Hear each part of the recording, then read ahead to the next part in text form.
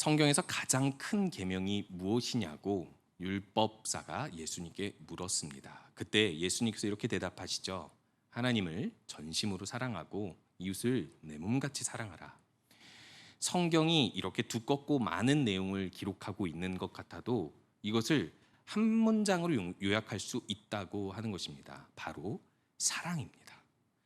하나님으로부터 나온 사랑으로 우리는 하나님을 사랑할 수 있고 또 그렇게 이웃을 사랑할 수 있는데, 이 사랑이라는 주제, 우리가 저번 주 금요 그리스풀 워십을 통하여서 확인한 것처럼 역시 예수님께서 우리에게 주신 특별한 명령이기도 하고, 또 제자라면, 저는 예수 그리스도의 제자입니다 라고 한다면 누구나 예수님의 사랑을 맛보고 예수님처럼 사랑해야 됨을 우리는 잘 알고 있습니다.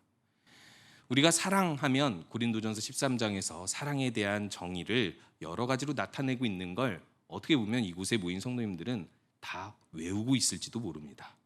사랑이라는 주제로 성경 구절을 찾고자 한다면 굳이 찾지 않아도 우리 머릿속, 우리 마음속에 여러 가지 주제들이 스쳐 지나갈 것입니다.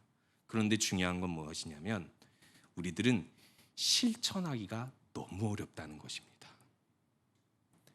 그렇게 사랑이라는 것에 대해서 교회에서 성경을 통해서 계속해서 묵상하고 그 지식을 쌓아가도 실제로 우리들은 많은 사랑을 실천했다고, 그렇게 많은 사람들에게 사랑을 해왔다고 생각했음에도 불구하고 우리들은 사랑하기에 너무 취약한 존재임을 다시 한번 깨닫게 됩니다. 우리가 금요 그리스풀 워십 사랑이라는 주제로 계속해서 우리가 살펴보도록 할 텐데, 이 사랑이라는 주제에서 우리가 이렇게 실천하기 어려운 사랑이지만 특별히 오늘은 사랑의 어떤 한 가지 특성을 하나님께서 우리에게 알려주심으로 인하여서 우리가 어떻게 사랑하기를 원하시고 또 어떻게 그것을 실천할 수 있는지를 우리가 살펴보면서 진정으로 우리가 회복되어야 할 사랑, 먼저 실천해야 할 사랑이 무엇인지를 돌아보는 시간이 되기 소원합니다. 오늘 잠언 10장 12절의 내용은요, 사랑의 한 가지 특성을, 어떻게 보면은 가장 핵심적인 특성을 말씀하고 있습니다. 우리가 한 구절로 읽었듯이 미움은 다툼을 일으키지만 사랑이 발생시키는 것, 사랑이 있으면 할 수 있는 것이 바로 허물을 덮는 것이라고 이야기하고 있습니다. 근데 잠언 10장 12절은 사실 10장의 맥락을 보았을 때는 사랑에 대해서 쭉 이야기하는 맥락은 아니거든요. 그리고 잠언의 주제를 우리가 생각해 보면 딱 한 가지 단어로 이야기할 수 있지 않습니까? 지혜입니다. 1장에서 9장까지 우리가 계속 묵상해 오는 것처럼 이 지혜가 얼마나 소중한지, 우리가 지혜를 구하고 찾는 삶에 대해서 강조해 주고 있다가 이제 10장부터 이행시에서 혹은 사행시까지 되는 짧은 격언들을 모아서 구체적으로 지혜로운 삶이 무엇인지를 이야기하고 있습니다. 그렇다면 지혜로움에 대해서 이야기하는 이 격언들 가운데 10장 12절에서 갑자기 미움은 다툼을 일으켜도 사랑은 허물을 가리우느니라 라고 말씀을 하면서 사랑의 특성이 무엇인지를 우리가 살펴볼 필요가 있습니다. 한마디로 이야기하면 사랑은 지혜로운 삶과 연관이 돼 있다라는 것이죠. 왜일까요? 먼저 이렇게 한번 질문해 보도록 하겠습니다. 오늘 말씀 보면 미움은 다툼을 일으키고 사랑은 허물을 가리운다라고 하는데, 혹시 미워하는 사람 있으시죠? 숨기고 있지만 한번 꺼내 보시기 바랍니다. 있으시죠? 사랑하는 사람 있으시죠? 사랑하는 사람과 미워하는 사람 중에 누구랑 다툼이 제일 많습니까? 뭐 사람마다 다르겠지만 혹시 여기서 군인은 없으시죠? 어쩔 수 없이 군대라는 환경에서 만나는 사람들 가운데는 미워하는 사람과 다툼이 잦기는 합니다. 그런데요, 잘 생각해 보면 미워하는 사람과는 다툼이 그리 많지 않습니다. 왜일까요? 미워하니까 그 사람과 대화를 나누지 않고 그 사람과 삶을 함께하지 않고 그 사람과 끊을 수 없는 관계를 가지는 게 아니라 끊고 살기 때문에, 그러면서 우리들은 이렇게 이야기하죠. 난 미워하지 않아, 신경 쓰지 않을 뿐이야 라고 이야기하면서 적당히 거리를 두기 때문에 사실 다툼이 그리 많지는 않습니다. 물론 끊임없이 미워하더라도요. 그러면은 우리 사랑하는 사람끼리에서는 다툼이 전혀 없습니까? 잘 생각해보면 사랑하는 사람끼리 다툼이 상당히 많습니다. 물론 그것을 초월하신 분들도 계시고 또 예수님의 사랑으로 허물을 덮으며 다툼이 전혀 없는 가족들도 있을 수 있겠지만은 대부분 사랑의 초보 혹은 사랑에 익숙한 사람이라 할지라도 이 서로 간의 다툼이 많은 경우가 많습니다. 그렇다면 오늘의 이 격언은 사랑하는 사람들끼리 안에서의 격언이라고 할 수 있을까요? 미워하는 사람과의 관계에서의 격언이라고 할 수 있을까요? 물론 미워하는 사람에 대해서도 사랑하라는 격언으로 적용할 수 있지만 저는 오늘 가정의 달을 맞이하여 또 우리가 사랑이라는 주제를 살펴볼 때 오늘의 이 주제를 먼저 우리가 사랑하는 관계라고 하는 사람들 가운데서 우리가 혹시나 미움의 마음으로 다툼을 일으키며 살아가고 있지는 않은지, 정말 이 의미처럼 허물을 덮으며 살아가고 있는지 그거를 살펴보기 위해서 다루려고 합니다. 그러면은 이게 왜 지혜로운 삶과 연관이 될까요? 한번 살펴보기 원합니다. 먼저 사랑과 미움의 공통적 전제가 있습니다. 미움은 다툼을 일으키죠. 그리고 사랑은 허물을 덮습니다. 근데 공통적 전제가 무엇일까요? 전제. 무엇을 전제하고 이야기하고 있습니다. 무엇을 전제로 이야기하고 있냐면 허물을 전제로 이야기하고 있습니다. 사랑하는 사이에도 미워하는 사이에도 무엇이 있냐면 허물이 있다는 거예요. 근데 미움은 그걸 무엇으로 만드냐면 다툼으로 만들고, 사랑은 그걸 무엇으로 만드냐면 허물을 덮어 이것이 사랑의 관계로 발전하도록 만든다라고 이야기하고 있죠. 그렇다면 이 허물의 의미를 우리가 살펴봐야 되는데, 허물이라는 것은 무엇인가에서 이탈하여 벗어나다라는 뜻인데 이 원어적 의미가 무엇과 비슷하죠? 죄라는 의미와 비슷하죠. 관영에서 빗나가다라는 뜻을 가지고 있는 죄와 의미가 비슷해서 성경에서는 일관되게 허물과 죄를 거의 동의어처럼 사용되어 옵니다. 그렇다면 미움과 사랑의 관계 둘 다 모두 공통적 전제로 허물이 있다라고 전제하고 있다면 이것은 우리가 이렇게 결론 지을 수 있지 않을까요? 우리 모두에겐 허물이 있다. 우리 모두에겐 죄가 있다. 물론 이렇게 접근하지 않아도 이미 로마서 3장 23절과 예레미야 17장 9절 이런 여러 가지 성경 구절들을 통하여서 우리들은 아주 잘 알고 있죠.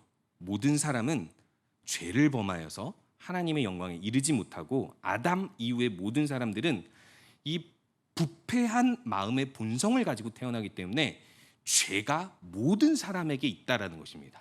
이것이 사랑해야 되는 이유가 됩니다. 허물을 덮는 사랑을 해야 되는 이유가 됩니다.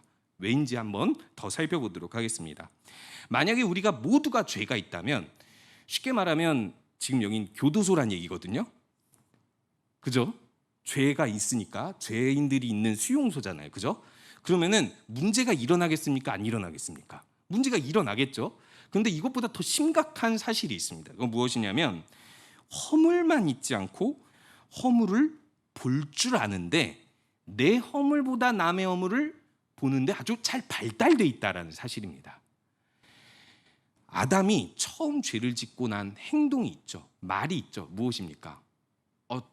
저 죄 없어요. 하와가 죄 지었어요.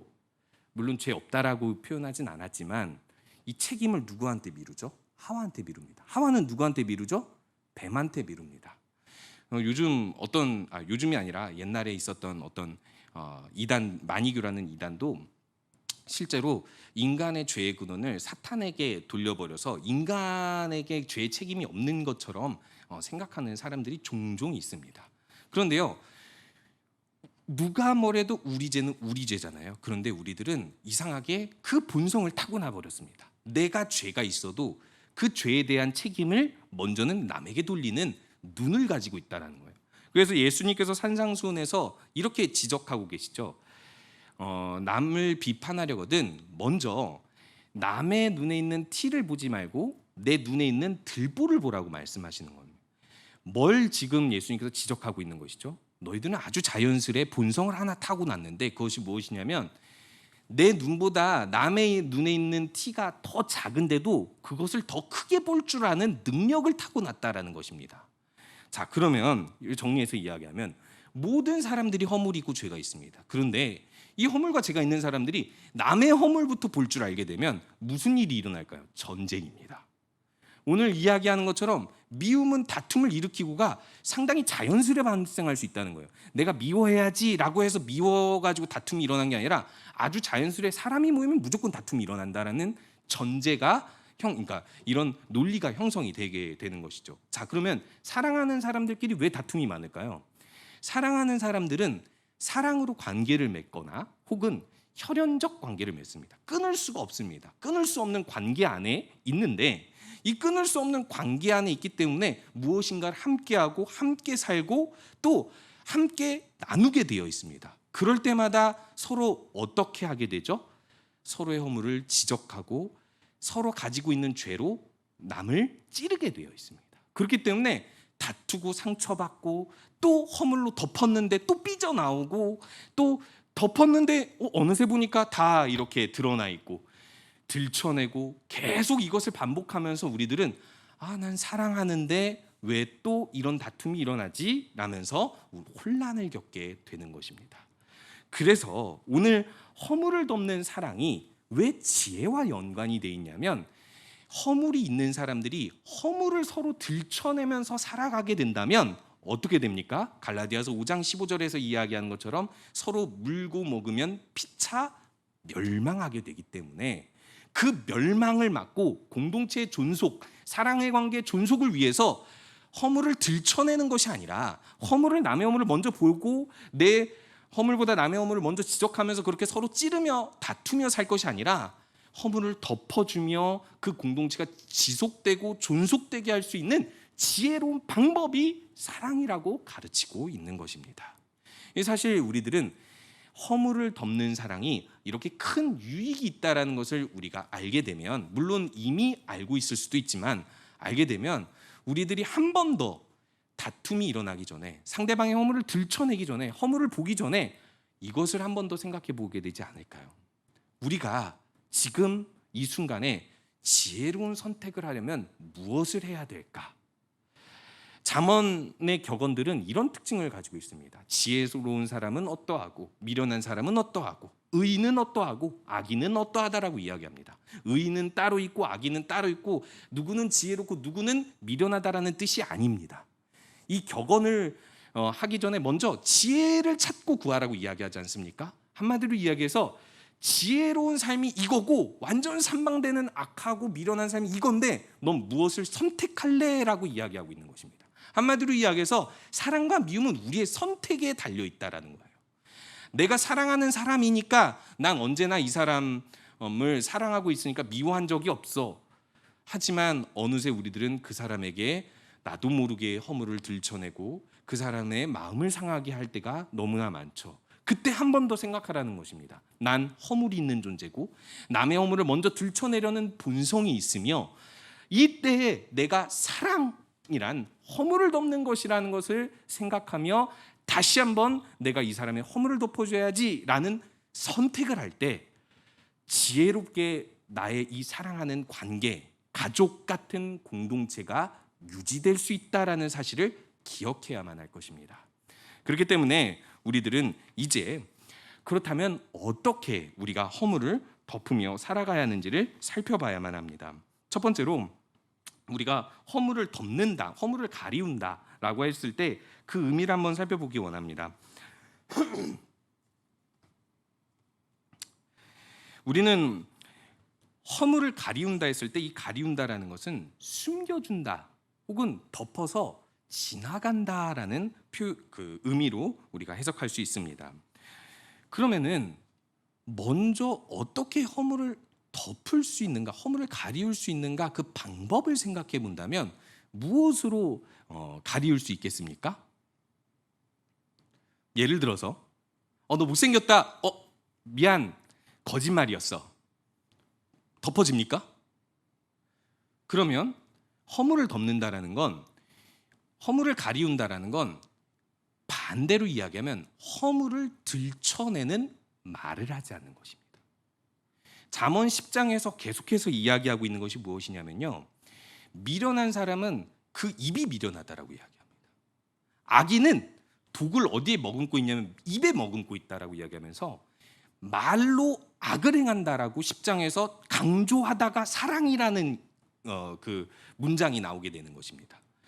한마디로 이야기해서 허물을 덮는 사랑은 그 방법의 첫 번째가 말로 그 허물을 들춰내지 않는 것이라고 이야기하고 있는 것이죠. 그렇다면 우리가 이 허물을 들춰내지 않고 덮어주기 위해서 허물을 절대 말하지 않아야 된다라고 생각을 하면 한 가지 질문을 하게 되어 있습니다. 무슨 질문이 있냐면 근데요, 허물이라는 것은요, 저에게도 해가 되고 남에게도 해가 되잖아요. 그래도 한 번은 말해야 되는 거 아닌가요? 그래야 그 사람도 유익하고 나도 이 관계를 지속할 수 있는 거 아닌가요? 이것이 맞는 말입니다. 그런데 이게 중요한 것이 있습니다.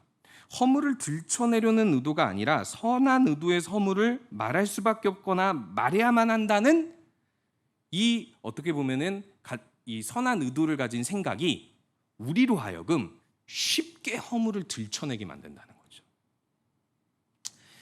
거죠. 분명히 알아야 할 사실이 있습니다. 세상에 극악무도한 강력범죄자나 세상에 가장 선한 성인의 공통점이 무엇이냐면 악을 행하기 위해서 선한 명목을 가진다는 겁니다.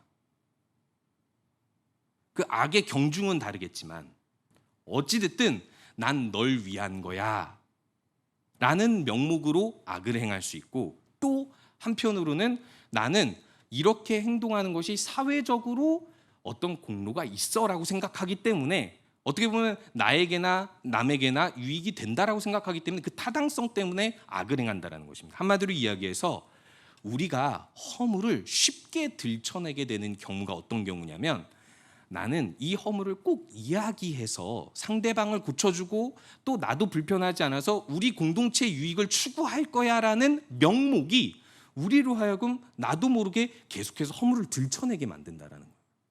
그리고 그 안에서 뭐가 삐져나옵니까? 내 안에 있는 허물이 나오게 되는 것이죠. 넌 널 위해서 이야기하는데 너 왜 그래? 딱 뭘 얘기 안 해도 딱 느껴지지 않습니까? 너 왜 그래? 또 그래. 나도 모르게 허물이 나오게 되는 것이죠. 그래서 여기서 이제 말로 허물을 가리우는 방법은 잠언 17장 9절에서 이렇게 표현하고 있습니다. 이 허물을 덮는 것은 상대방의 허물을 거듭 말하지 않는 것이라고 이야기합니다.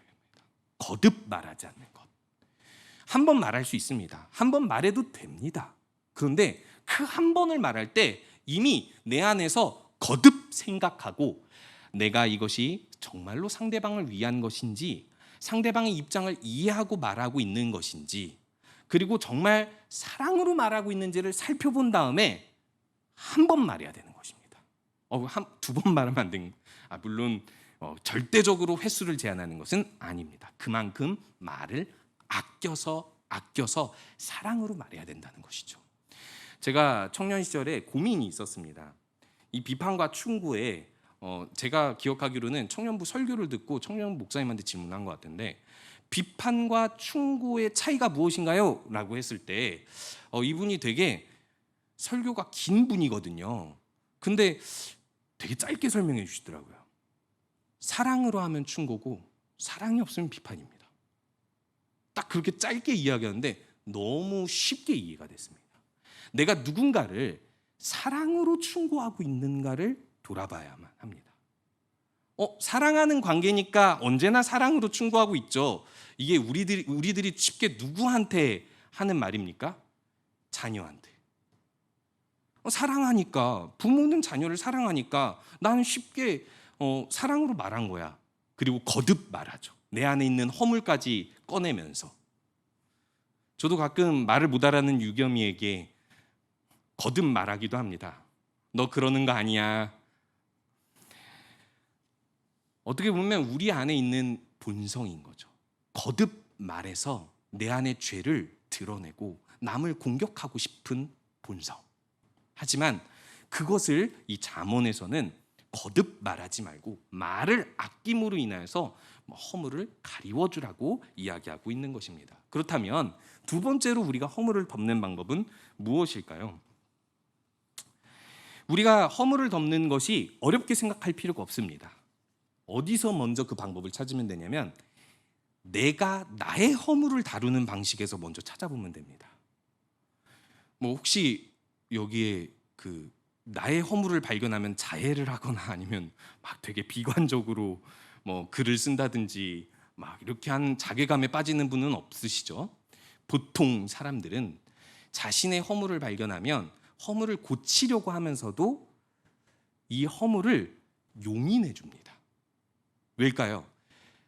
내 존재가 이 허물이라고 생각하는 것이 아니라 허물을 나의 한 작은 부분이라고 생각하고 이 허물이 어차피 오늘 당장 고쳐질 것이 아니라 시간을 통해서 고쳐질 것이라는 생각을 알고 이 허물을 덮어가면서 조금씩 고쳐가면서 그렇게 자신을 용납해 가면서 살아야 정상적인 인격체로 살아갈 수 있기 때문입니다. 어떻게 보면 이것은 과하면 합리화라는 나쁜 습관이 될 수 있겠지만은 대부분의 사람들이 이렇게 자신의 허물을 용인하는 것은 정상적인, 어떻게 보면 인간이라면 생존하기 위한 본능이라고 할 수 있는 것이죠. 그런데요, 그러면 어떻게 하면 우리가 이 허물을 덮을 수 있는지는 분명하게 이렇게 나타나고 있는 것이죠. 상대의 허물이 내 허물이 되면 됩니다. 왜냐하면 내 허물은 내가 잘 다룰 수 있잖아요. 우리가 상대방의 허물을 잘 못 다룬다고 생각하기 때문에 거듭말하고 그 허물을 들춰내려고 하는 것이거든요. 근데 내 허물은 내가 스스로 부분적인 부분으로 내가 통제를 하고 있다고 생각하기 때문에 사실상 내 허물은 사실상 너무 잘 덮고 살고 있습니다. 그러면 상대 허물을 내 허물이라고 생각하면은 우리들은 허물을 덮는 것이 그리 어렵지 않다라는 사실을 발견할 수 있는 것이죠. 우리는 남에게 근본적 귀인 오류를 자주 범하게 되는데 근본적 귀인 오류란 이런 뜻입니다. 귀인이 귀한 사람을 뜻하는 것이 아니라요. 원인의 그 원인을 파악한다라는 거예요. 어떤 일이 발생했을 때 그것이 부정적이면 부정적 원인, 긍정적이면 그 긍정적인 원인을 파악해내는 것이 근본적 귀인 오류인데 그것의 오류를 범한다는 거예요. 이게 무슨 뜻이냐면 마인드웨어라는 책에서 리처드 니스벳이라는 사람이 이제 한 심리학자인데 교도소 이런 예화를 이야기합니다. 교도소에서 살인한 사람들 모두가 어떤 사람이 어쩌다 살인을 방관해서 이 살인 공조죄로 교도소에 들어가게 됐는데 신기한 것을 봤다는 거예요. 살인자들이 모여서 이야기를 하는데 이 살인자들이 모두가 똑같이 이야기하는 게 나는 살인을 할 수밖에 없었다라고 얘기합니다. 즉 상황의 탓을 돌린다라는 것이죠. 내가 분명히 손을 들라고 했는데 손을 안 들었어.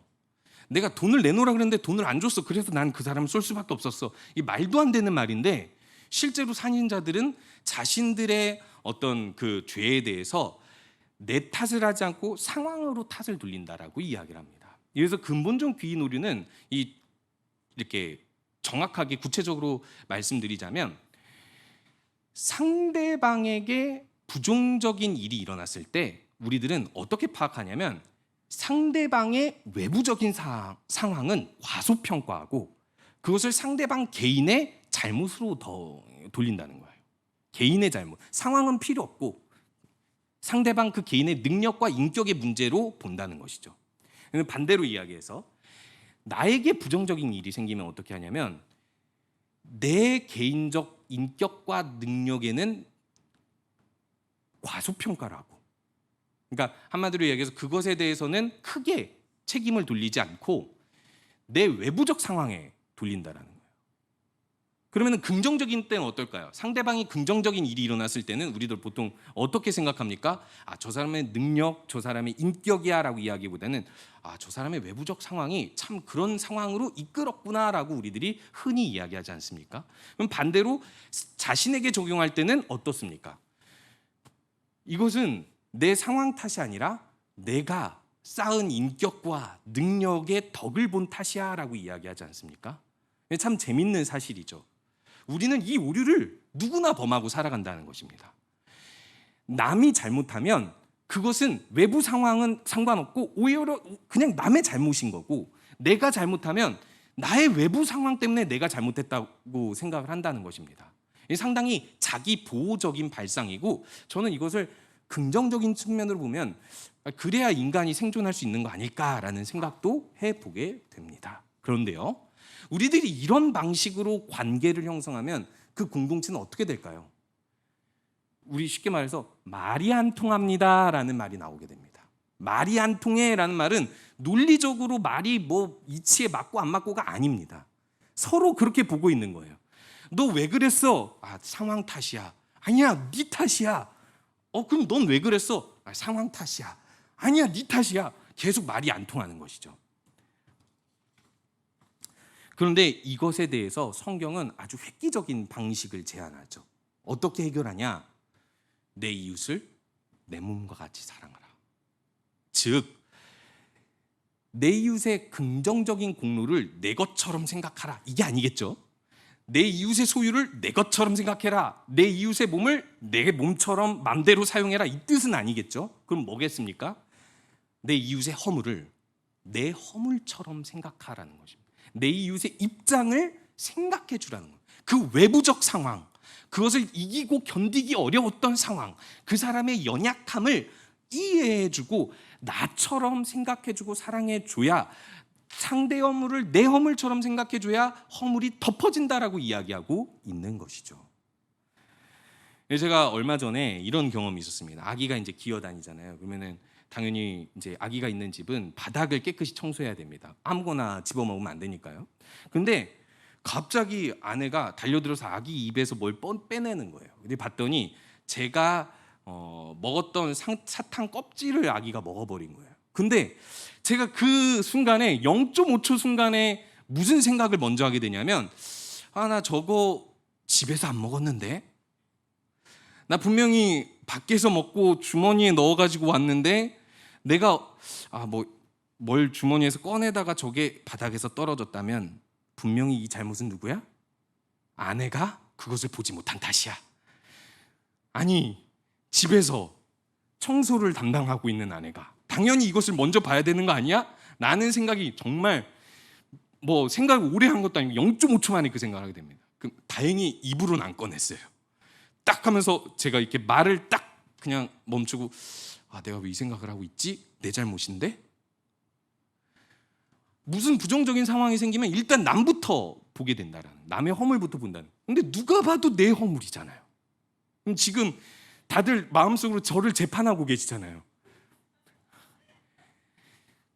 그런데 우리가 본성적으로 상대 허물부터 보기 때문에 우리들은 상대 허물을 내 허물로 여길 때 이 허물을 덮어주면서 사랑의 관계를 유지할 수 있다라는 것입니다. 우리가 한 번 더 살펴보기 원합니다. 우리가 가정에서 왜 다툼이 일어납니까? 무슨 부정적인 상황이 생겼을 때 너 왜 그랬어? 너 알면서 왜 그래? 라고 이야기하지 않습니까? 아, 내가 미처 널 도와주지 못했구나. 내가 먼저 해주지 못했고 내가 먼저 너에게 말해주지 못했구나. 내가 잘못이 있구나라고 먼저 생각한다면 이것이 바로 허물을 덮어주는 방법입니다. 마지막으로 우리들이 허물을 덮는 방법을 살펴볼 때 방법적인 측면보다 이 허물을 덮을 수 있는 힘이 어디서 나오는가를 우리가 살펴보아야만 합니다.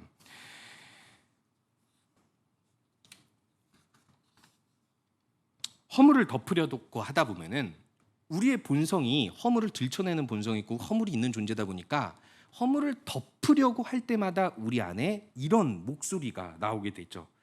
참을 만큼 참았어. 덮어주고 덮어줘도 삐져나와. 나보고 어쩌라고 라는 생각을 하게 됩니다. 즉 나는 충분히 선하게 행동했고 충분히 많이 참았기 때문에 더 이상 덮을 수 없다라는 한계치를 경험하게 됩니다. 당연히 한계치를 경험하니까 다툼이 일어나겠죠. 그런데 이런 사람이 있었습니다. 누구냐면 베드로입니다. 그 마태복음 18장 15절에 보면 베드로가 예수님께 이런 질문을 하죠. 갑자기 이런 질문을 합니다. 우리가 사람을 용서하려면 몇 번 용서해야 됩니까? 7번이면 되겠습니까?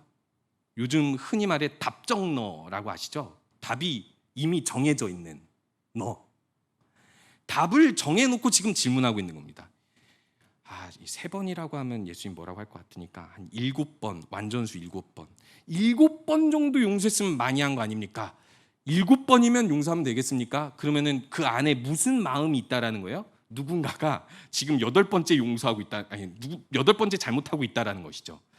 정황적으로 제자들이 예수님께서 예루살렘으로 올라가는 길에 제자들이 자주 다퉜고 누가 크냐라는 문제로 다투는 문제들이 있었고 그 가운데 마태복음 18장의 말씀이 주어지는 것을 우리가 생각해 볼 때 베드로는 분명히 제자들과 자주 싸우면서 생각을 했을 것입니다. 난 참을 만큼 참았어. 7번 정도 용서해주면 다 한 거 아니야? 라고 생각을 하게 되는 거예요. 그때 예수님께서 아주 충격적인 말을 합니다. 7번씩 70번. 그러면은 베드로가 정말 그거를 수학적으로 계산하면서 그럼 490번까지라고 생각을 했을까요? 예수님께서 말씀하신 의도가 무엇입니까? 무한히 용서하라는 것입니다. 그때 베드로의 마음에 부딪히는 생각이 있습니다. 이건 사람이 할 수 없어. 예수님의 요구대로 살 수 없어. 아무리 내가 예수님을 믿는다고 하지만 신앙이 있다고 하지만 이건 아니다. 진짜 이건 아니다라는 생각을 할 때쯤 예수님께서 비유를 들어 말씀하십니다. 바로 우리가 잘 알고 있는 빚을 탕감받은 종의 이야기입니다. 한 임금이 있고 종들이 있는데 한 임금이 한 종에게 10,000달란트를 빚을 내주었습니다. 이것은 억대가 넘어가는 몇 천억이 넘는 액수이죠. 상당한 액수입니다. 우리가 지금 어떤 것으로도 추산할 수 없는 액수이죠. 그런데 이 종에게 결산을 하면서 너 갚아 했더니 그 종이 갚을 능력이 없는 거죠. 당연히 몇 천억도 넘는 그 액수를 어떻게 갚을 수 있겠습니까? 그러니까 임금이 이렇게 이야기합니다. 너의 가족 다 팔아서 갚아. 못 갚아도 갚아. 그러니까 이 종이 매달리면서 나를 불쌍히 여겨달라고 하니까 임금이 그 종을 불쌍히 여겨주면서 10,000달란트를 탕감해 줍니다. 말도 안 되는 이야기죠. 예수님의 비유라고는 하지만 아마 이건 현실적으로 있었던 일이라고 보기는 어렵습니다. 그런데요, 이 종이 그렇게 탕감받은 은혜를 받고 나서 집으로 돌아가던 길에 갑자기 친구를 만났는데 하필 그 친구가 500데나리온을 자기한테 빚진 사람입니다. 500데나리온은 한 1,000만 원, 2,000만 원 정도밖에 안 되거든요. 자신이 탕감받은 것에 비하면 훨씬 적은 양이죠. 그런데 그 친구를 멱살을 잡고 이야기를 합니다. 당장 갚아. 그리고 그 친구가 갚지 못한다는 사실을 알고 감옥으로 끌고 가서 이제 가두게 됩니다. 그 소식을 알고 임금이 다시 불러서 그 종에게 묻습니다. 왜 그랬냐? 그리고 그 종에게 이렇게 이야기합니다. 내가 너에게 이만큼 탕감을 해줬는데도 넌 그 은혜를 모르고 자기 친구한테 그렇게 악하게 대하는 것을 보니 넌 용서해줄 필요가 없다. 너도 감옥에 갇혀라 라고 이야기하면서 예수님께서 무엇이라고 말씀하시냐면 우리가 하나님께 무한히 용서받았다면 우리들은 무한히 용서할 수 있다는 사실을 이야기해주고 있는 것입니다. 그렇다면 우리들은 아는 것으로 용서할 수 있을까요? 그렇지 않습니다. 예수님의 그 우리에게 주신 허물을 덮는 사랑, 예수 그리스도의 십자가의 은혜, 그 목숨을 내어주셔서 우리의 죄를 사해 주시고 허물을 덮기 위해서 그 목숨을 내어주신 그 은혜가 한 번 경험했다고 해서 가끔 수련회 때, 가끔 부흥 집회 때 경험했다고 해서 우리가 일상에서 살아가는 사람들의 허물을 다 덮어줄 수 없다라는 사실입니다. 우리들은 베드로처럼 이야기합니다. 뭐라고 이야기하냐면 저 부흥회 때, 저 수련회 때, 저 주일 예배 때 은혜 받았거든요. 그 은혜로 참고 참았는데 더 이상 못 참겠습니다. 예수님께서 말씀하시는 것은 무엇이냐면 매일, 마치 매일 우리가 밥을 먹는 것처럼 이 무한한 은혜를 매일 경험함으로 허물을 덮어주시는 하나님의 사랑은 매일 경험함으로 그 은혜로 덮어주라는 것입니다. 어떻게 보면 우리들은 아는 것으로 덮어주려고 합니다. 그리스도인이니까 하나님께서 이렇게 덮어주라고 하니까 이렇게도 적용해보고 저렇게도 적용해보고 이런 지식으로 적용해보자 하면서 허물을 덮으려고 하다 보니까 나의 의지와 지적인 힘이 부족할 수밖에 없는 것이죠. 그러나 오늘 우리 이 허물을 덮는 사랑에 있어서 예수님께서 베드로에게 알려주시는 비결은 무엇이냐면 내가 너희를 이렇게 허물을 덮는 사랑을 해주었으니 그 사랑으로 서로를 덮어주라는 것입니다. 오늘 말씀을 맺도록 하겠습니다. 톨스토이의 예화에서 이런 예화가 나옵니다. 이반이라는 사람과 가브리엘이라는 이 두 집안이 친하게 지내던 이웃이었습니다. 그러나 어느 날 한마디의 오해로 싸움이 일어나게 되고 그것 때문에 한쪽 집안 가브리엘의 턱수염을 다 뽑아버리게 되는 어떤 사건이 발생하게 됐습니다. 그래서 그 집안은 계속해서 싸움을 하다가 7년 동안 법정 공방을 벌이게 되고 결국에는 그것 때문에 이반 집안의 며느리가 이 가브리엘에 대해서 악한 말을 퍼뜨려서 가브리엘이 그 이반 집안의 며느리를 폭행하게 되고 그것을 고소해서 이 태장 220대를 맞는 처벌을 받고 가브리엘이 이반의 집을 불질러 버립니다. 자, 무슨 일이 벌어졌을까요? 가브리엘이 보복으로 이반의 집을 불질러 버렸는데 중요한 건 이반이 이 가브리엘을 잡아서 보복하기 위해서 가브리엘과 추격전을 벌이다가 이반의 집은 다 타버리고 옆집인 가브리엘도 집도 다 타버렸습니다. 얼마나 미련합니까?